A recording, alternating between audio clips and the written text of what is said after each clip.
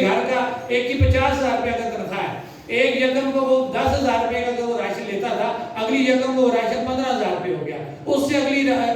یکم پہ وہ راشن 30,000 روپے ہو گیا۔ کیا ریاست نے یہ سوچا کہ جس ملازم کو ہم اس وقت جن کو پابندی لگا کے ہم ان کی تنظیموں کو پابند کر دیا کہ آپ اپنے حق کی بات نہیں کر سکتے، آپ ادھر سے یورپ کی مثالیں دیتے ہیں، جی آپ پرامن احتجاج کریں، پلے کارڈ اٹھائیں، کیا آپ لوگ اس اہل ہیں کہ آپ کے ساتھ ایک مہذب طریقے سے بات کی جائے؟ میں اپنے حکمرانوں سے اداروں سے مخاطب ہو رہا ہوں کہ کیا آپ اتنا مہذب ہمارے ساتھ وہ کر رہے ہیں، رویہ اختیار کر رہے ہیں کہ ہمیں پلے کارڈ اٹھا کے آپ سے بات کریں، یا ہمارے وہ سرکاری ملازمین وہ سڑکوں پہ نہ آئے، وہ قلم چھوڑ ہڑتال نہ کریں؟ آپ اور آپ کا سسٹم ان کو مجبور کرتا ہے یہ غلط کام کرنے پہ۔ جو میں نے مثال دے دی ہے کہ آپ نے تنخواہ تو اس غریب کی وہی رکھی ہوئی ہے، ادھر سے مہنگائی کا تناسب اتنا ہو گیا کہ وہ 50,000 اس کا گھر کا راشن کا جو ہے وہ بل پورا نہیں ہو رہا، اس کا بجلی کا بل کون دے گا، اس کے بچوں کی فیسیں کون دے گا؟ لہذا میں یہ کہوں گا کہ ہم مکمل ان کی بھی مکمل حمایت کرتے ہیں، 23 تاریخ کو ان کا بھی احتجاج ہونے جا رہا ہے، ہم اس کی مکمل حمایت کرتے ہیں اور حکومت سے یہ مطالبہ کرتے ہیں کہ آپ ایک طرف تو پاکستان کے آرڈیننس کی مثالیں دیتے ہیں کہ جو آرڈر وہاں پہ ہوتا ہے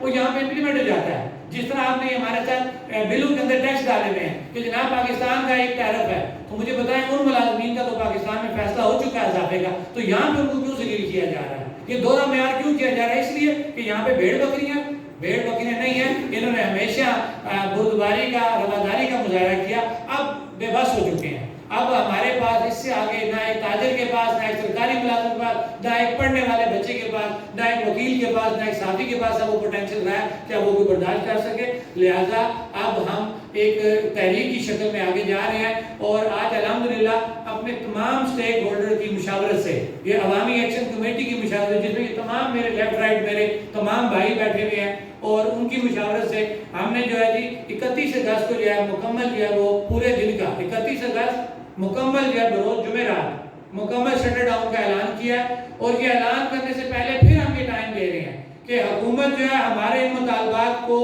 فوری طور پہ حل کرے، اگر وہ حل نہیں کرے گی تو 31 اگست کو جو ہے مکمل ہم جو ہے شٹر ڈاؤن کریں گے۔ اور اس کے ساتھ ساتھ میرے یہاں پہ ٹرانسپورٹر جو لیڈ کر رہے ہیں اعظم رسول صاحب بیٹھے ہیں، وہ اپنی بات کریں گے، میں اپنی بات 31 اگست 2023 بروز جمعرات ہم مکمل شٹر ڈاؤن کا اعلان کرتے ہیں کہ اگر حکومت نے ہمارے مطالبات حل نہ کیے تو انشاءاللہ 31 اگست کو جو ہے پورے ڈویژن مظفر آباد میں جو ہے وہ شٹر ڈاؤن ہوگا۔